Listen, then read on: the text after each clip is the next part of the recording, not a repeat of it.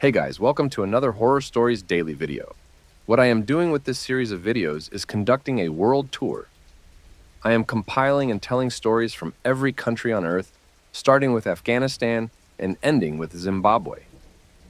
So without further ado, let's delve into today's horror stories. And remember, the real monsters may be closer than you think.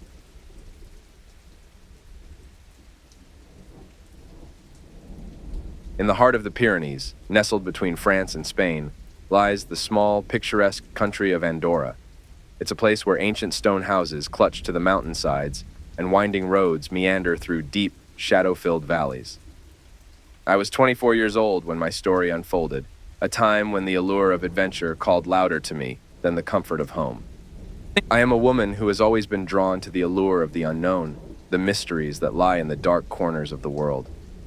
That summer, I found myself in Andorra, a country I chose for its beauty and its isolation, seeking a break from the monotony of my life back in the United States. Little did I know, I was about to encounter a mystery that would haunt me for years to come. I had rented a small, rustic cabin on the outskirts of a village that seemed almost untouched by time. The locals spoke a mixture of Catalan, French, and Spanish, their faces telling stories of generations rooted in these mountains. They were warm, but there was a hesitancy in their welcome, as if they were guarding a secret. One evening, as I shared a drink with an old man in the village tavern, he told me of a trail not marked on any map, a path leading to what he called El Cant dels Ocells, the singing of the birds. He warned me, though, that it was a place of sorrow, where the wind carried the echoes of those long gone. My curiosity piqued, and despite his ominous warning, I felt a compelling pull to discover this hidden place. The next morning, armed with a sketchy description of how to find the trail, I set out. The path was overgrown, barely visible, winding through dense forests that seemed to absorb sound, making the world around me unnaturally still.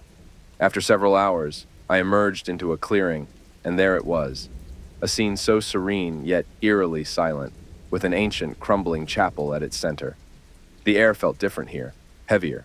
I ventured closer to the chapel, its door hanging off its hinges, revealing shadows that danced in the absence of light. That's when I heard it, a soft, melancholic melody, like the sound of a distant choir carried by the wind. The singing was beautiful, but profoundly sad, filled with a longing that tugged at the deepest corners of my soul. I stepped inside the chapel, the singing growing louder, more insistent. The light filtered through the broken stained glass, casting colors on the stone floor. There, in the center of the chapel, lay a pile of small, worn shoes, each pair tied together and hung over an old wooden beam. It was a memorial, a tribute to the children who had disappeared in these mountains over centuries, never to be found. The villagers had long believed their spirits remained, their voices merging with the wind to sing their sorrowful song. The realization hit me like a cold wave. The singing was their lament, a haunting reminder of lives lost. I felt their presence all around me, their sadness permeating the air. Panic set in, and I fled, the melody following me, weaving through the trees. Back in the village, I shared my experience with the old man. His ease, filled with a mix of sadness and fear, confirmed what I already knew. The chapel was a place of mourning, its song a reminder of the dark history etched into the mountains of Andorra. I left Andorra shortly after, but the memory of that day, of the singing children, has never left me. It was a stark reminder that some places hold secrets, sorrow that the land remembers, even when those who walk upon it have forgotten. To this day, when the wind howls outside my window, I can almost hear their song, a haunting melody from a land shrouded in beauty and mystery.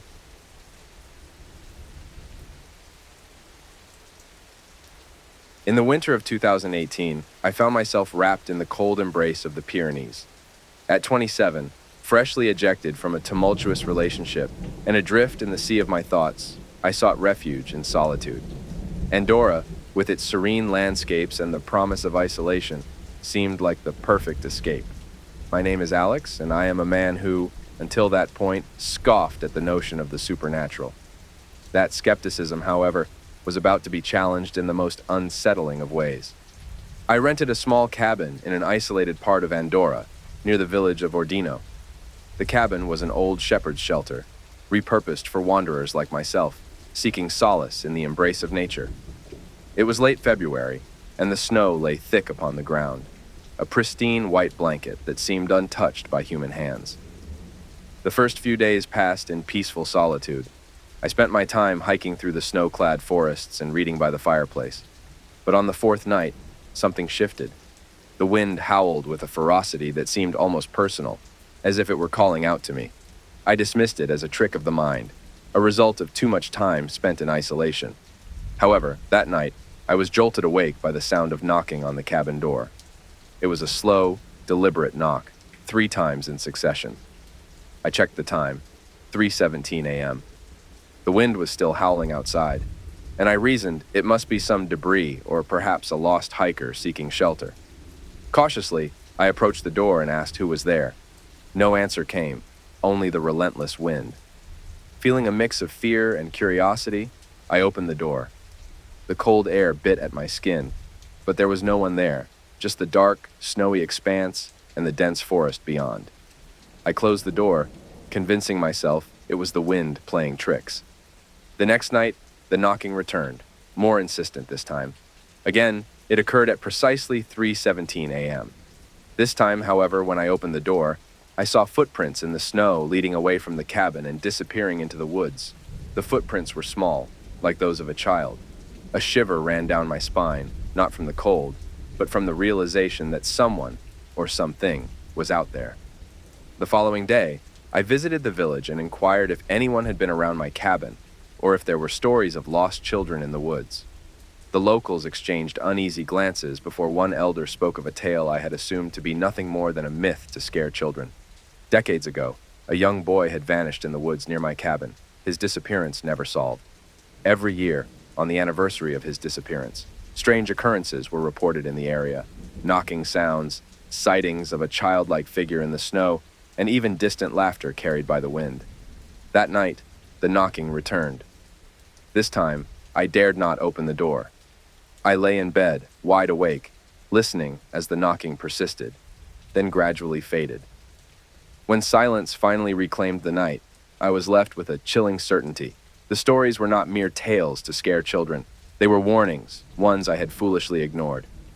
I left Andorra shortly after, driven not by the end of my vacation, but by a fear that clung to me as tightly as my own shadow. The experience has stayed with me, a haunting reminder that some places hold secrets too deep, and some stories, no matter how unbelievable, carry a kernel of truth. Now, when the wind howls, no matter where I am, I can't help but listen for the sound of knocking, a ghostly echo from a winter night in Andorra.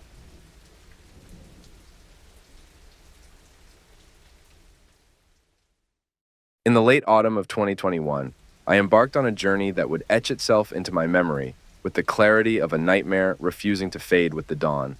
My name is Sarah, a 29-year-old freelance photographer from Canada, with a penchant for capturing the obscure and the overlooked. My wanderlust led me to the enigmatic landscapes of Andorra, a country whose rugged terrains whispered promises of untold stories and hidden wonders. Little did I know, I was about to stumble upon a tale not meant for the faint of heart. My base was a quaint, time-worn guest house in a secluded village nestled among the towering Pyrenees. The village, with its cobblestone streets and ancient homes, felt suspended in time, untouched by the chaos of the modern world. It was here, in this place of apparent tranquility, that I encountered an anomaly that would challenge the very fabric of my reality. On a crisp, clear morning, I set out to explore the surrounding wilderness, camera in hand, eager to capture the essence of Andorra's autumnal beauty. My wanderings led me to a dense forest, where the trees stood like silent sentinels guarding the secrets of the land. As I ventured deeper, I stumbled upon a path not marked on any of my maps. Driven by curiosity and the allure of the unknown, I followed it. The path meandered through the woods, leading me to a clearing where the sunlight struggled to penetrate the canopy above. In the center of this clearing stood a stone well, ancient and moss-covered, its existence seemingly out of place in the wilderness. An inexplicable chill coursed through me as I approached, the air around the well thick with an ominous stillness. Compelled by a force I couldn't understand, I peered into the abyss below. It was then that I heard it, a faint whispering, as if the wind itself was speaking in hushed tones. The whispers grew in intensity, morphing into discernible words, a message repeated over and over, "Do not look away." Frozen in place, I felt my heart pounding in my chest as the whispers enveloped me. Suddenly, the ground beneath me trembled, and from the depths of the well, a cold gust of air erupted, extinguishing the light around me. In that moment of darkness, I sensed a presence emerging from the well, an entity undefined by form but overwhelming in its malice. Panic took hold, and I stumbled backward, my camera clattering to the ground. As quickly as it had come, the darkness dissipated, and the forest was once again bathed in sunlight. The whispers ceased, leaving behind a silence that was almost deafening. I retrieved my camera and fled back to the village, my mind reeling from the encounter. When I recounted my experience to the guest house owner, her face pallid. She whispered of an old legend, long forgotten, about a well that served as a gateway between worlds, guarded by a spirit that preyed on the curiosity of wanderers. Those who peered into its depths and heeded its call were never seen again. That night, I lay awake, the spirit's message echoing in my mind. Do not look away. By morning, I had packed my belongings and left Andorra, driven by an instinctual need to distance myself from the well and its guardian. The photographs I took that day were lost, either by chance or by the will of something beyond my understanding. Yet, the image of the well remains etched in my memory, a haunting reminder of the day I gazed into the abyss and the abyss gazed back.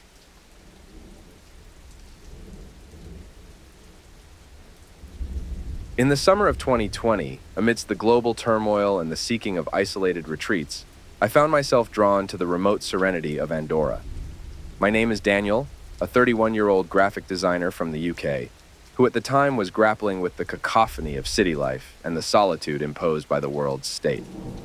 Andorra, with its promise of solitude nestled within the Pyrenees, seemed like the perfect sanctuary to find peace and perhaps a bit of inspiration. I settled in a small, secluded cabin on the outskirts of Escaldes-Engordany, a place that promised isolation, with a view that stretched endlessly over rugged mountains and deep, verdant valleys. The cabin, an old structure with creaking floorboards and the scent of pine embedded within its walls, felt like stepping back in time. The first few days were peaceful, filled with long hikes and evenings spent sketching by the fireplace. However, as the days melded into one another, a sense of unease began to weave its way into my solitude. It started subtly, with the feeling of being watched during my hikes. I attributed it to the wildlife, or perhaps the lingering effects of too much isolation. But then, things began to happen within the cabin. Objects would move from where I had left them, doors would creak open in the night, and the unmistakable sound of footsteps would echo through the rooms, only to cease when I called out into the darkness. Each incident chipped away at my resolve, leaving me with a gnawing fear that I was not alone. One evening, as the sun dipped below the mountains, casting long shadows across the valley, I decided to confront whatever was sharing my space. I sat in the dimly lit living room, the only sounds the crackling of the fire and the beat of my heart. It was then I heard it, a whisper, so soft it was almost lost among the other sounds, but unmistakably there. It seemed to come from everywhere and nowhere, a simple plea for help repeated over and over. Fueled by a mix of fear and determination, I followed the whispers, which seemed to lead me to the basement door. The basement, which I had avoided due to its damp and musty air, now felt like the epicenter of whatever was haunting the cabin. With every step down the creaking wooden stairs, the temperature dropped, and the whispers grew louder, more desperate. The basement, illuminated by the weak beam of my flashlight, revealed an unexpected sight. A wall that seemed to have been recently bricked up, the mortar still fresh compared to the surrounding stone. The whispers were now cries, pleading from behind the wall.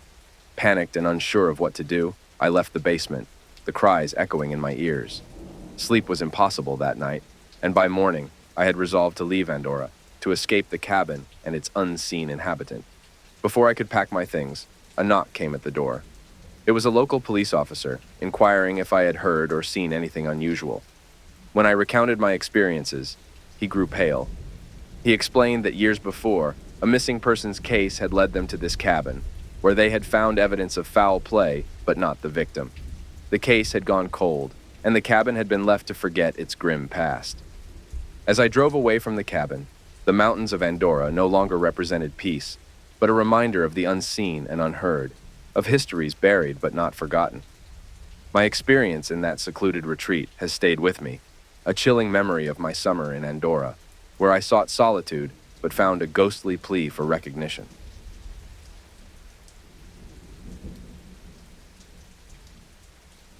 In the fall of 2022, with the world slowly emerging from the shadows of global upheaval, I sought solace in the mountains, away from the clamor of reawakening cities. My name is Lucas, a 30-year-old software developer from Portugal, whose life, until then, had been dictated by the rigid logic of code and the predictable rhythms of urban existence. Craving a departure from the digital chains that bound me, I ventured to Andorra, drawn by tales of its serene beauty and the mysterious allure of its secluded valleys. I settled in a small, remote village in the parish of Canillo, where ancient homes clung to the mountainside, their stone facades whispering stories of a time long forgotten. The villagers, with their deep, knowing eyes, spoke little but conveyed much, their nods and smiles belying a cautious curiosity about the outsider in their midst. My temporary home was a quaint cottage that seemed to have grown from the very earth it stood upon, its wooden beams and stone walls exuding an ageless charm. It was here, amidst the tranquility of towering peaks and shadowed forests, that I discovered a chilling truth that would unravel the fabric of my reality. The first indication that something was amiss came on a night when the wind spoke in hushed, frantic whispers, and the moon cast a pallid light over the landscape. I was awakened by the sound of footsteps outside my bedroom window, a deliberate, heavy tread that seemed to circle the cottage. Believing it to be a stray animal or perhaps a villager lost in the night, I peered through the window, only to find the night undisturbed, the footsteps silenced the moment my gaze fell upon the darkness. The following day, I mentioned the incident to a local shopkeeper, hoping for an explanation or at least reassurance. Instead, I was met with averted eyes and hurried gestures of superstition. "The mountain spirits," the shopkeeper muttered. "They roam when the veil thins, seeking what was taken from them." His words were cryptic, but the fear behind them was unmistakable. Determined to uncover the truth, I ventured into the surrounding forest as dusk fell, guided by a reckless need to confront whatever secrets lay hidden in the shadowed depths. The forest greeted me with an oppressive silence, a stillness that seemed unnatural. As night enveloped the woods, that silence was shattered by a sound that chilled my blood, a mournful howl that echoed between the trees, its source unseen. Driven by a mixture of fear and fascination, I pressed deeper into the forest, until the lights of the village were but a distant memory. It was then that I stumbled upon an ancient shrine, its stones covered in moss, forgotten by time. The air around the shrine was colder, charged with an energy that made my skin prickle. I reached out to touch the stone, and in that instant, the forest erupted with voices, whispers that swirled around me, speaking in a language I could not understand. The voices were filled with sorrow and rage, a cacophony of emotions that seemed to pierce my very soul. Terrified, I fled back to the village, the whispers chasing me until I crossed the threshold of my cottage. That night, the footsteps returned, more insistent, accompanied by a voice that whispered my name with a sorrowful longing. I left Andorra the next day, unable to bear the weight of the mystery that clung to the village and its surrounding woods. The experience has haunted me, a constant reminder of the unseen worlds that exist parallel to our own. Worlds filled with spirits and secrets that defy the logic I once clung to. Now, as I sit at my desk, surrounded by the familiar hum of technology, the memories of that night in the forest remain vivid, a stark contrast to the orderly world I inhabit. Andorra revealed to me the thin veil that separates the known from the unknown, a veil that, once lifted, cannot be drawn closed again.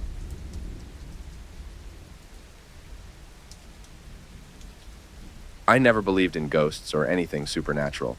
My life was rooted in the tangible, the explainable. That was until the summer of 2019 when my skepticism was shattered in Andorra.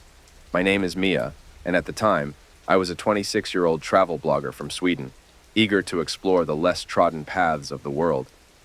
My journey led me to Andorra, a country famed for its majestic mountains and tranquil beauty. It was there, in a small, seemingly innocuous village nestled in the Pyrenees, that my encounter with the unexplainable would occur. I had rented a charming, if not slightly dilapidated, stone cottage on the edge of the village. It was the perfect spot for solitude and reflection, or so I thought. The locals were friendly but reserved, and there was a palpable sense of history in the air, as if the very stones of the village whispered tales of the past. My first few days were peaceful, filled with hikes in the lush forests and evenings spent writing by the fire.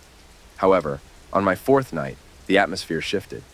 A dense fog rolled in from the mountains, enveloping the village in a ghostly embrace. It was then that I first heard the weeping. It was faint, carried on the breeze, a sorrowful, haunting sound that seemed to come from nowhere and everywhere at once. I tried to convince myself it was just the wind, or perhaps an animal, but the weeping persisted, growing more intense with each passing night. Driven by a mix of fear and curiosity, I mentioned the sounds to a local shopkeeper. He went pale, his eyes darting around as if afraid to speak. Finally, in hushed tones, he told me of an old village legend. Many years ago, a young woman had vanished in the woods, her lover accused of a crime that tore the village apart. Her body was never found, but it was said her spirit remained, mourning her unfulfilled love and unjust accusations. The story chilled me to the bone, but my rational mind still sought explanations. That night, determined to record the weeping and perhaps find its source, I ventured into the fog with my camera and audio recorder. The village, shrouded in mist, felt like a different world, one where the barrier between the past and present thinned. As I neared the edge of the forest where the woman had reportedly disappeared, the weeping grew louder, more desperate. I pressed on, guided by the sound, until I found myself in a clearing I had never seen before, despite my previous explorations. The air was colder here, the fog so dense it seemed almost solid, and then suddenly, the weeping stopped. In its place came a voice, whispering my name. Mia. It was so clear, so close. I spun around, expecting to see someone behind me, but there was no one. Just the fog, the trees, and the unnerving silence that followed. I ran. I ran back to the cottage, back to the village, back to any semblance of normalcy I could cling to. The next morning, I packed my bags and left Andorra behind, but the experience has never left me. The weeping, the whisper of my name, the inexplicable coldness of that clearing in the forest, it haunts me still. I no longer write about my travels. How can I, when my words fail to capture the depth of fear and wonder I experienced in that village? Some things, I've learned, defy explanation, and some places, like that village in Andorra, hold secrets that are better left undiscovered.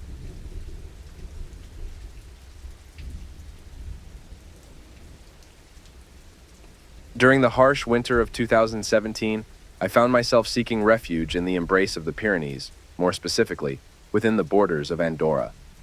My name is Elena, a 28-year-old freelance journalist from Italy with a voracious appetite for uncovering stories buried in the most unexpected places.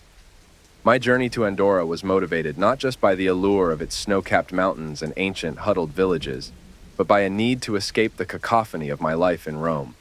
Andorra, with its serene landscapes and the promise of solitude, seemed like the perfect place to find peace and perhaps a story worth telling. Little did I know, the story I would find was not one of peace, but of haunting revelations.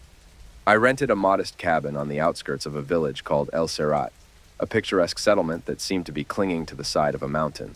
The locals were few but friendly, each carrying the kind of weathered, knowing look that spoke of hard lives lived in harmony with the rugged terrain around them.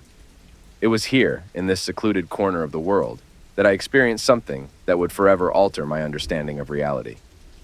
The incidents began innocuously enough. A feeling of being watched during my evening walks, the fleeting glimpse of shadows moving just beyond the reach of the street lamps, and an unsettling chill that seemed to follow me back to my cabin.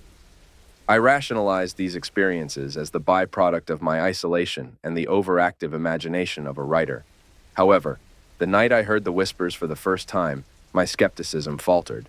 It was a night cloaked in the dense fog that often rolled in from the mountains, enveloping everything in a suffocating silence. As I lay in bed, the edges of sleep brushing against my consciousness, I heard it. A whisper, soft and sorrowful, calling my name. Elena! At first, I thought it was a dream, but as the whisper repeated, growing in urgency, I realized it was all too real. I rose from my bed, compelled by a mixture of fear and intrigue, and followed the sound out into the fog. The whispers led me to the edge of the village, where the dense forests of the Pyrenees began. There, shrouded in the mist, stood a figure. It was a woman, or what was left of one, her form ethereal, her face etched with an expression of profound sorrow. She spoke, her voice a melody of despair, telling me of her fate, a tale of betrayal and a curse that bound her to these woods, unable to find peace. As the tale unfolded, the fog around us seemed to pulse with the weight of her words, and the air grew colder. She implored me to tell her story, to give voice to the sorrow that had been silenced by time and fear. And then, as suddenly as she had appeared, she vanished, leaving me alone in the chilling embrace of the fog. I returned to my cabin, my mind a whirlwind of disbelief and dread. The following day, I sought answers from the villagers, but my questions were met with closed doors and hushed warnings. It was clear that the ghostly woman's tale was known to them, but it was a story they dared not acknowledge. I left Andorra shortly thereafter, the weight of the woman's story heavy on my heart. I have since tried to tell her tale, but words seem insufficient to capture the depth of her sorrow or the chilling reality of her existence. The experience has haunted me, a stark reminder of the thin veil between the seen and the unseen, and the stories that linger in the shadows, waiting for someone brave enough, or foolish enough, to listen.